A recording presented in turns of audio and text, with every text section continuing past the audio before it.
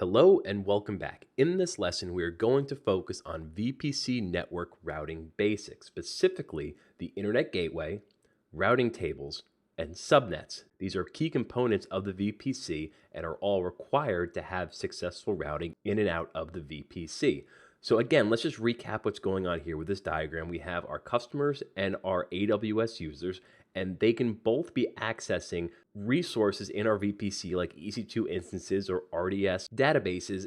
And what I'm showing here is how the data from each one of these users will flow into the VPC, the components that it will go through in order to reach the EC2 instance or the RDS instance.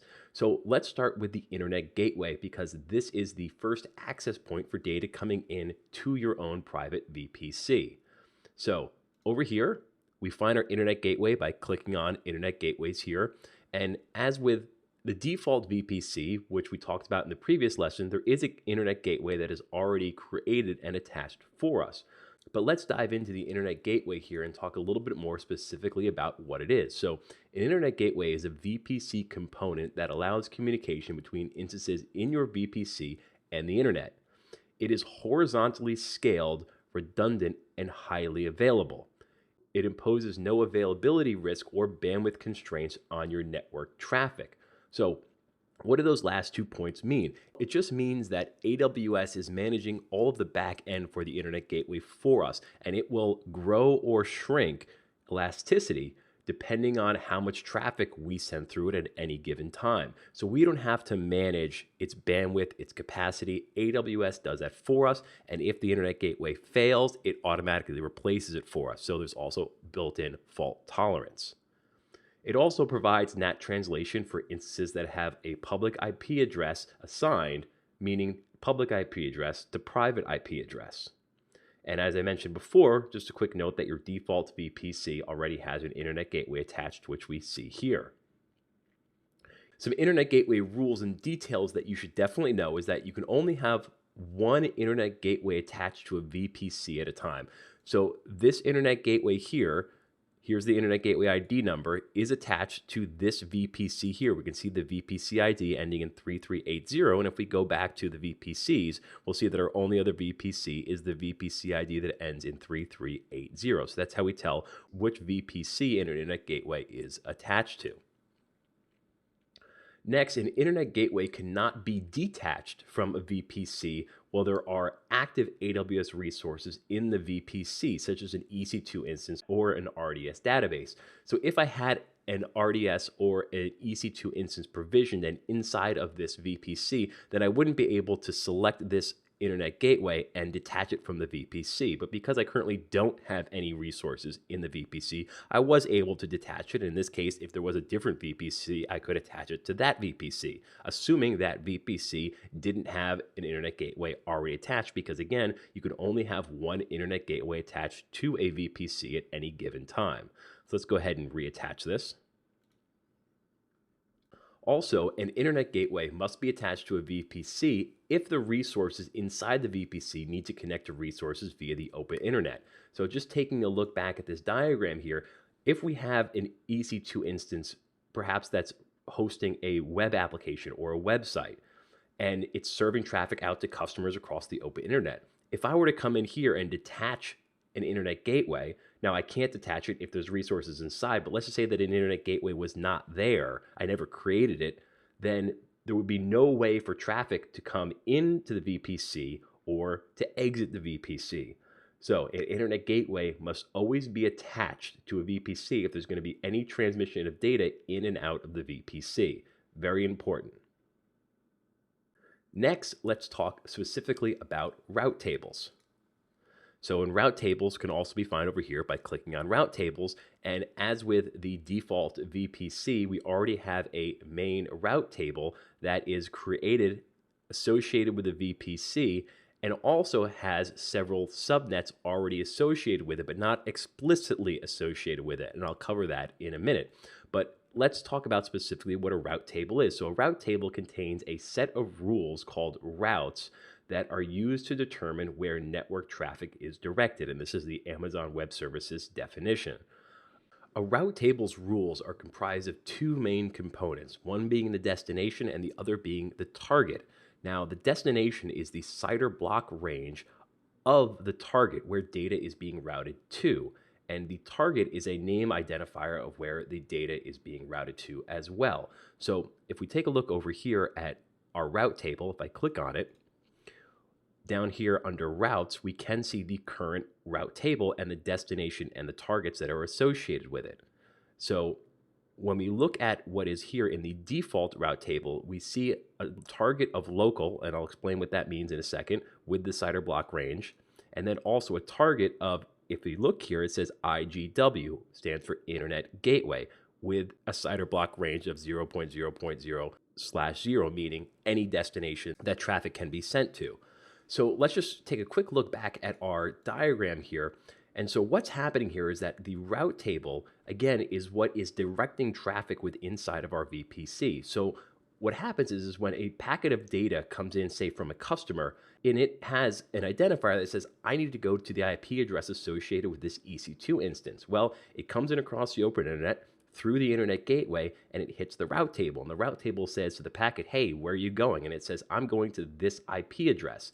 And it's then going to direct it or route that traffic to the correct IP address or to the correct EC2 instance within the VPC. So when information comes in to the VPC, it is handled by the route table and passed to the proper location. But then also when information is sent out from an EC2 instance back out to the route table through the internet gateway and to the customer, that routing initially inside the VPC is also handled by the route table.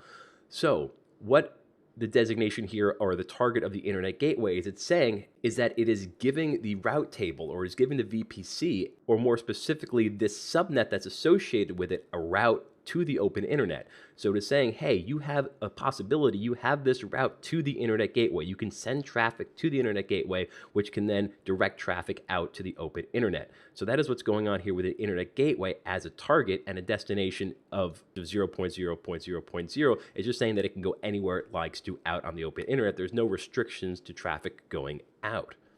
What it means here by local is we're talking about routing internally within the VPC from subnet to subnet.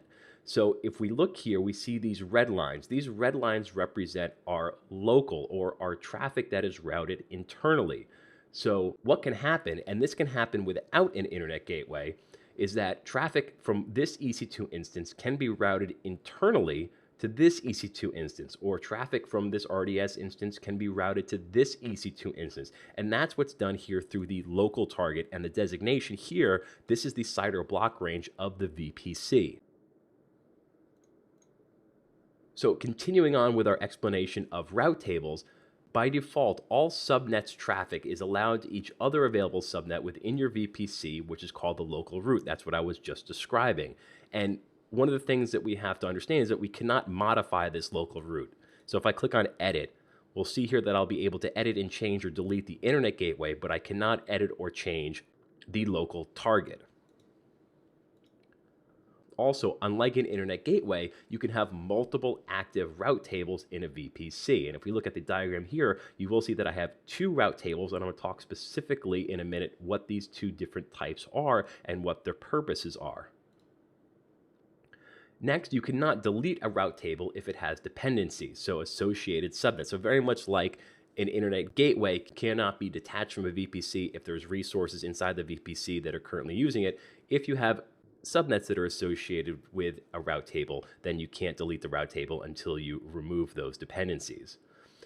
So, best practice, we come back to that term again. Best practice is to leave the default route table and create a new route table when new routes are needed for specific subnets. So basically, if we wanted to add subnets or create some new routes within our VPC, best practice is to not alter the default one, but to create a new route table and then designate those routes on that new route table. So that's a quick summary of what route tables are, and we're going to come back and tie this all together once we're done talking about subnets, but let's jump in and talk about what subnets are now. So over here in the console, I will click on subnets. And as we see here, as data flows in from either our users or the customers through the internet gateway, hits the route table, and say we're to get routed to this EC2 instance, it would have to now enter this subnet. Now, let's talk a little bit about specifically what subnets are. So when you create a VPC, the VPC spans all of the availability zones in a region. But after creating a VPC, you can add one or more subnets in each availability zone. Each subnet must reside entirely within one availability zone and cannot span zones. So again, if we take a look here, the way that I've set up the diagram, this subnet here is entirely within this one availability zone. This subnet, subnet 2, is entirely within this availability zone. So just something important to understand is that VPCs span availability zones, but subnets have to be contained within a specific availability zone. Next, subnets must be associated with a route table. It's just something that's required when you create a new subnet. Next, now we're going to talk about the difference between public and private subnets, and this is something that's very, very important to understand. A public subnet has a route to the internet, meaning that it is associated with a route table that has an internet gateway attached. A private subnet does not have a route to the internet, meaning that it is associated with a route table that does not have an internet gateway attached. So let's back out here now and look at these two route tables that I have in our diagram. I have a route table with an internet gateway attached and a route table without an internet gateway attached.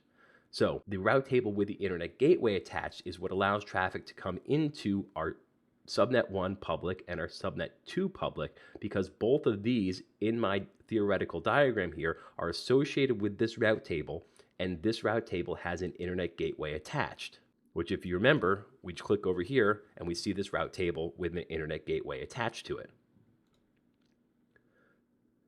These two subnets down here, which I've labeled subnet 3 private and subnet 4 private, are associated with a route table that does not have an internet gateway attached. And so this means that traffic cannot be served from the open internet to either one of these two instances, and traffic originating from one of these two instances cannot be routed back out to the open internet. But remember, using the local target, they can communicate with each other internally. So just to show you what that would look like, if I were to create a route table here, I can call this private route table. When I first create this route table, we see that it only has the target of local and the destination of the CIDR block range of the VPC. So both of these route tables both have the same local, meaning that they can share information or send data amongst themselves between the public and the private subnets, but any subnets associated with the private route table, because it does not have an internet gateway attached, would not be able to serve traffic out to the internet or receive traffic from the internet. So these are very important concepts to understand when it comes to VPC networking and routing. So instances launched into a private subnet can't communicate with the internet. We just covered that. But this does two things. One, it creates a higher level of security because nobody outside of the VPC could access those instances. However, there are limitations because the instance will not be able to download software and/or updates. However, this issue is solved by routing through a NAT instance. Now, these next 2 points I've already covered, but we'll just recap them one more time. And it is, again, just by default, all subnet traffic is allowed to each other available subnet via the local target in the route table. And again, we covered that also in the route table section, which we just talked about a few minutes ago. And a subnet is located, again, in one specific availability zone and does not span availability zones. Very important to remember. Now, when we talk about associating subnets with a route table, it's important to understand that with route tables, you have explicit associations, but then you also have non-explicit associations. So on the default route table, all of the subnets are non-explicitly associated with the default route table. So we see here explicit associations is 0 for the default route table. However, I can decide to, say, take 2 of these and explicitly associate them with this particular route table. And then if I wanted to take our other 2 subnets, I could then explicitly associate them with the private route table. So now what I've done with these two subnets here is, in essence, I've made these two subnets private because they are now no longer associated with the default route table, which has the internet gateway attached. They are now associated with the private route table that does not have the internet gateway attached.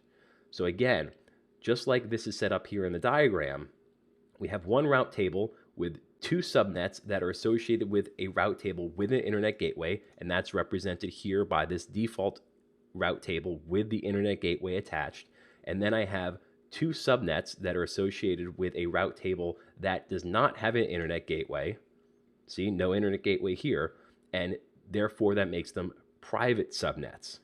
So just to recap, we've talked about internet gateway, route tables, both public and private, and subnets. And hopefully through that explanation, you start to get a good understanding of how routing occurs into and out of the AWS VPC, and then also where to find, access, and look at those components here in the AWS console.